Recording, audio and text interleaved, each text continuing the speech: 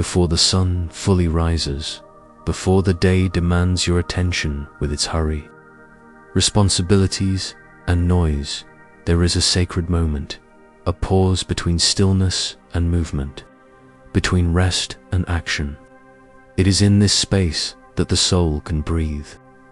It is here that God calls us, not with shouts, but with a whisper, a gentle, loving invitation that says, "Come, before anything else, be with me." Sometimes we wake up on autopilot. We get out of bed because we have to. We rush because the clock won't stop. And in that frantic rhythm, we forget the most important thing, His presence. We forget that before anything else, there is a Father who knows our days before they begin, who knows what we'll face even before our eyes open, and who longs to walk with us from the very first step, today. Before doing anything else, choose to pause, breathe, close your eyes, and remember that God is here, right now, in this exact moment. You don't need to be in a church or recite perfect words. You just need a willing heart, a heart that acknowledges, "Father, I need you." Maybe you're facing a difficult day. Maybe you woke up tired, burdened by responsibilities, carrying an anxiety you can't even name. Maybe everything seems fine on the outside, but inside there's an emptiness, a sense of being disconnected from yourself, from God, from peace. And that is why this prayer matters so deeply, because it's not a formality, it's a reunion, a return to what's essential.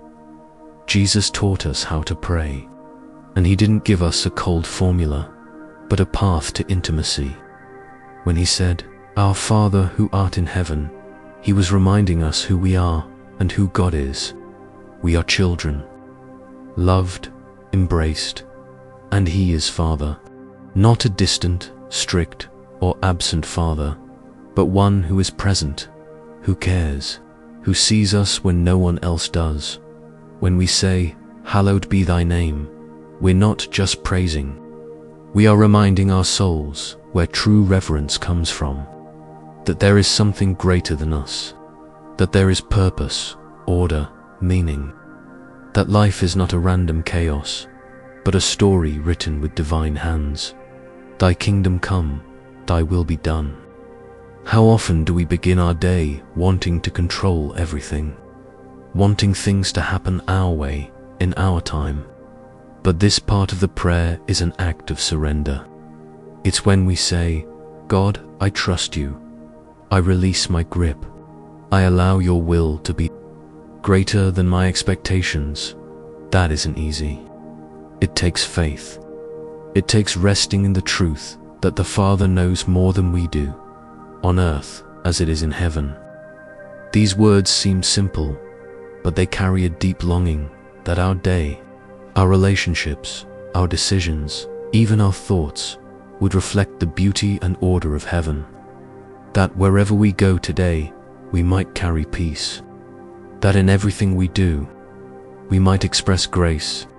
That we become vessels of love, even in the midst of chaos, when we ask, "Give us this day our daily bread." We're not only talking about physical food.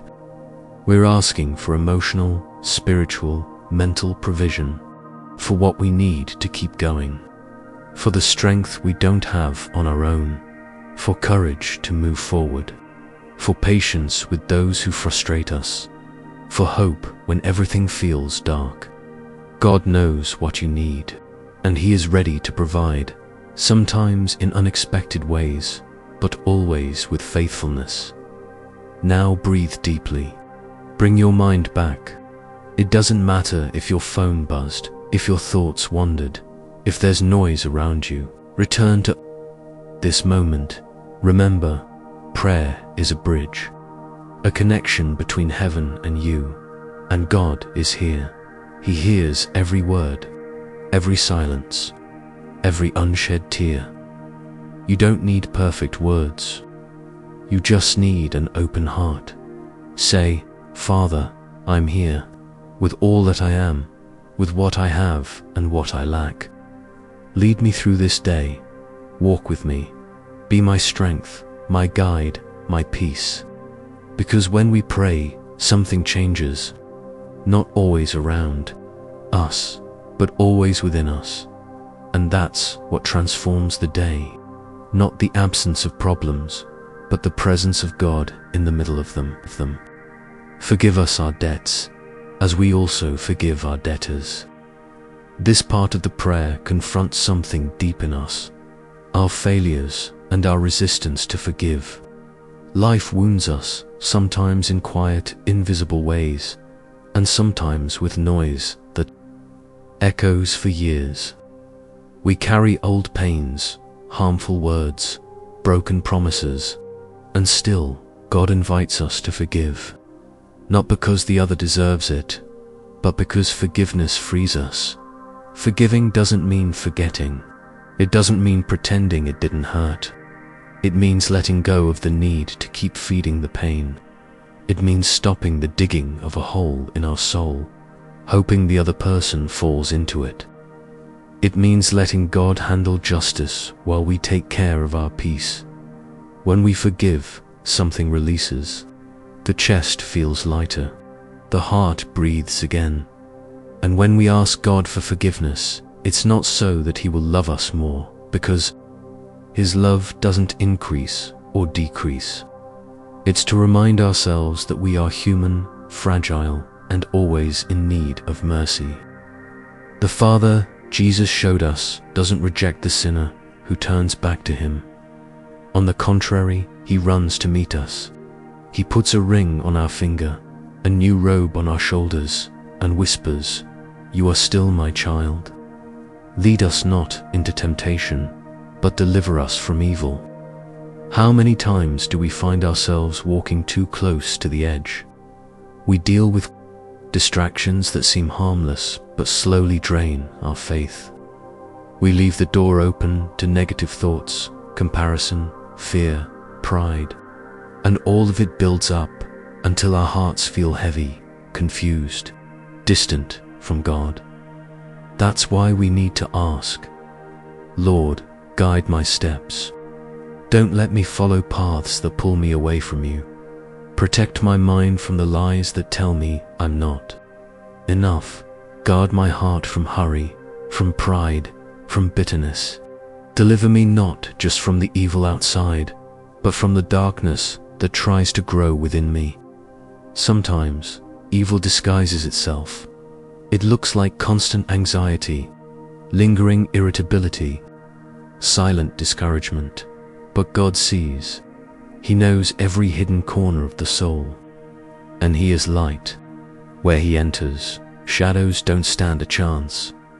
The Lord's Prayer is not just a ritual, it's a surrender, a way to align our hearts with God's heart. It's like coming home after a long day and resting in the arms of someone who loves you unconditionally. It's recognizing that we're not alone, that we have a Father who cares, who walks with us in every detail of the day. And at the end of the prayer, we declare, "For thine is the kingdom, the power, and the glory forever." It's the most beautiful way to remember who has the final word. It's not fear, not doubt, not failure, not the diagnosis. The final word always belongs to God, because the kingdom is His, the power is His, the glory is His, and we belong to that kingdom today. You may be walking through an uncertain time, but remember, God is not uncertain. He doesn't change with the seasons or with the wind. He is steady. He is our rock. And if you anchor yourself in Him, you can walk through any storm before you get out of bed, before you open your phone, before you try to fix the world. Pray, not with rush, but with presence, not with perfection, but with honesty. Every word you say is heard, every sigh embraced. God isn't waiting for speeches, He longs for connection. Today, Let the Lord's Prayer not just be spoken, let it be lived. Let every phrase echo in your soul. Let every word become a path. Let your day begin with this truth. You are the daughter of a God who hears you, sees you, and stays with you until the very end. He doesn't abandon. He doesn't forget. He's never late.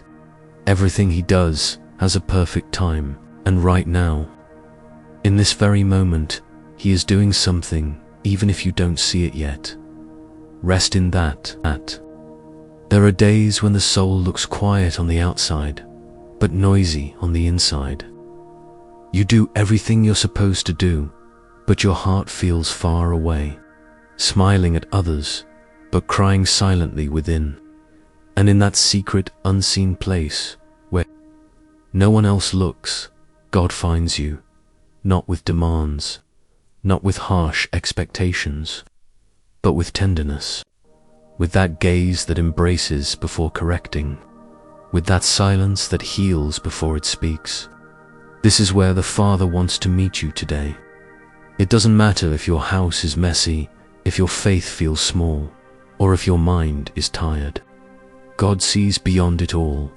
He sees what is eternal, who you are, even when you forget. Maybe your day has already started off on the wrong foot. A negative thought, a piece of bad news, a pain that came back. Maybe you woke up with fear or with longing. Maybe you've lost your motivation. Still breathe. Come back. It's not too late to begin again. And beginning with God makes all the difference. Because when you invite God into the start of your day, you're not just speaking lovely words, you're planting roots. You're choosing to trust, even without guarantees. You're opening space for peace to enter where confusion once ruled. You're handing over, one by one, the silent burdens you've been carrying. And in that surrender, transformation begins. Not from the outside in, but from the inside out. God starts by changing the rhythm of your heart. Then he reshapes the way you see the world. Then the way you walk through it. And slowly, you begin to feel lighter, calmer, stronger. Even if nothing around you has changed, you have. You're going to face things today, some easy, some hard. But now, you are no longer walking alone. Now, you've started your day with the Father, and that changes everything, because the God who created the universe is walking beside you. So, right now, wherever you are, whether your heart is weary or at peace, whether your faith feels strong or shaky, pray with me. Don't rush. Feel every word.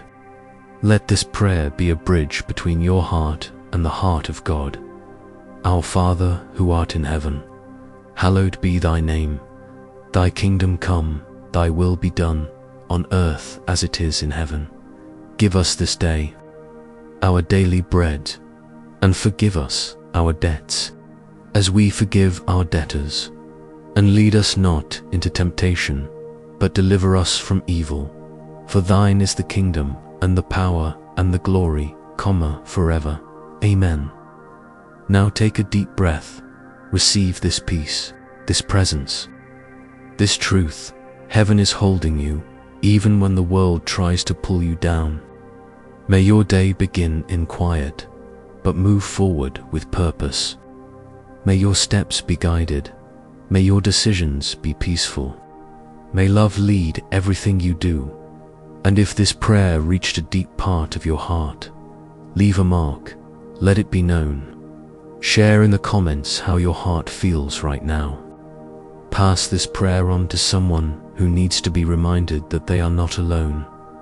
And if you want to keep walking in faith, if you long for more prayers and reflections to begin your mornings with God, subscribe to this channel. Together, we'll learn how to live with more stillness, more surrender, and more of God's presence in our everyday. Because before anything else, He is already here.